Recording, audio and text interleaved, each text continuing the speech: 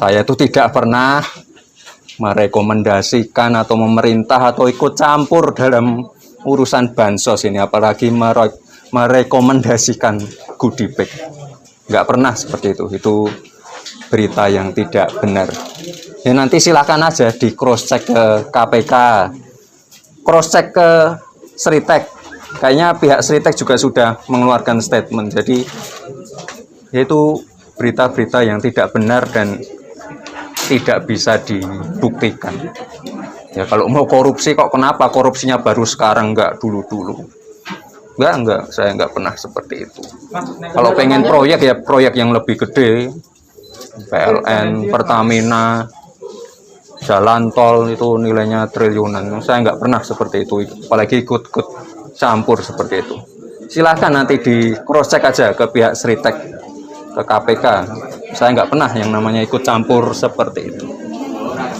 Sumber dana kampanye selama ini dari mana aja, Mas? Loh, kan bisa dicek sendiri.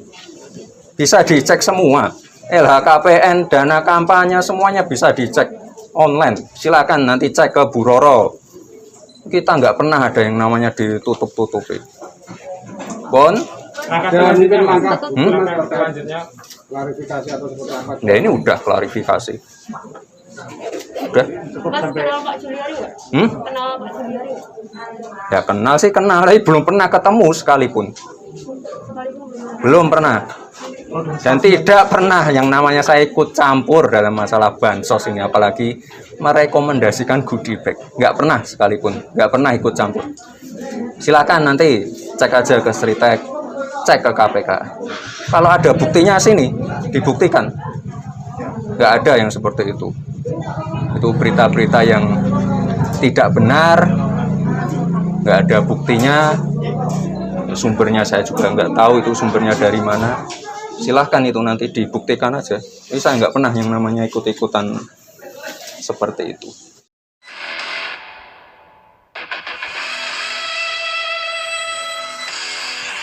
Hai teman-teman semuanya, sudah dengar belum nih berita tentang Gibran?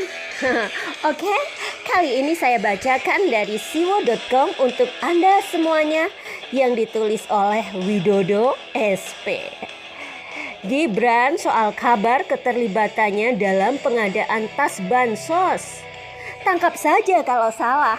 Nah lo, gimana nih?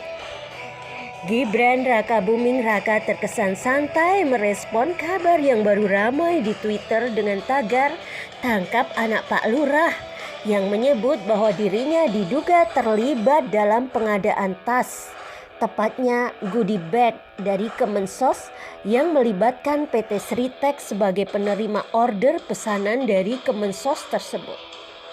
Kata Gibran, "Ya, tangkap saja kalau salah. Tangkap aja kalau ada buktinya. Ini saya tegaskan lagi, saya tidak pernah ikut-ikut. Tidak pernah yang namanya merekomendasikan, memerintah atau apapun itu. Saya tidak pernah menerima apapun itu dari dana bansos," kata Gibran yang ditemui seusai memberikan bantuan gizi di Banyu Agung, Kadipuro, Solo, Senin 21 Desember 2020 seperti yang dilansir dari Kompas. Gibran memang mengaku kenal dengan Juliari Batubara, Mensos yang belum lama ini diberitakan tersangkut kasus korupsi terkait dana sosial. Tetapi belum pernah bertemu langsung dengan sosok Juliari.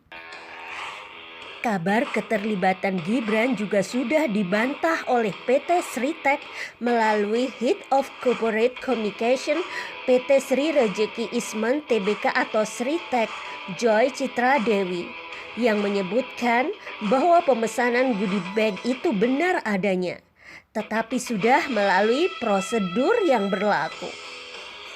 Inquiry tersebut diterima oleh pihak marketing kami langsung dari Kemensos dan telah diproses sesuai dengan prosedur yang berlaku, kata Joy Citra Dewi. Mengetahui adanya berita tersebut dan rasanya masih ada korelasinya dengan kemenangan Gibran Rakabuming Raka dalam Pilwalkot Solo pada 9 Desember 2020 dengan sasaran untuk membusukkan nama Gibran sebagai calon wali kota Solo yang akan resmi menjabat pada 2021 nanti.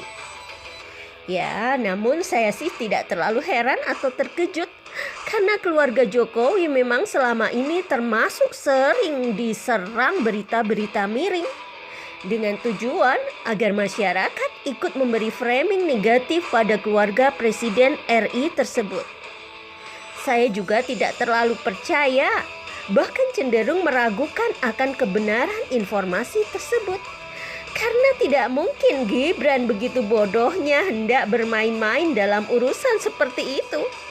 Terlebih pada waktu itu Gibran sedang mempersiapkan diri untuk mengikuti kontestasi Pilkada serentak 2020. Gibran saya yakin udah ngerti benar perihal begituan, sehingga tidak akan terlibat untuk proyek pengadaan kelak dikaitkan dengan dugaan korupsi yang dilakukan oleh salah satu menteri sang ayah yang sempat membuat heboh publik di tanah air. Saya justru penasaran dengan respon Kaisang Pangarep yang selama ini juga dikenal sebagai pengguna aktif media sosial Twitter. Kecil kemungkinan Kaisang tidak mengetahui berita yang sedang mengarah pada framing negatif terhadap kakak Gibran. Tetapi mungkin saat ini Kaisang baru berpikir komentar atau cuitan yang pas tepat sasaran tanpa meninggalkan ciri khas Kaisang yang kerap membuat para hatersnya di Twitter mati kutu dengan cuitan-cuitan ajaibnya di sana. Ya, akhirnya ya kita tunggu saja bagaimana kelanjutan cerita itu. Saya yakin selain kebenaran dari berita yang terkesan asal nuduh itu, ke depan publik akan dibuat terkejut dengan berita-berita lain yang mengarah pada keluarga presiden. Kalau saat ini sasarannya adalah Gibran, besok bisa jadi akan mengarah pada Bobi yang kabar kemenangannya bersama Aulia di Pilkada Medan 2020 masih akan digugat melalui MK oleh Ahyar dan Salman. Bukan tak mungkin ke depan akan mengarah juga pada Kaisang, pada Ibu Iriana Jokowi, atau malah pada Jan Etes yang belakangan agak sepi beritanya.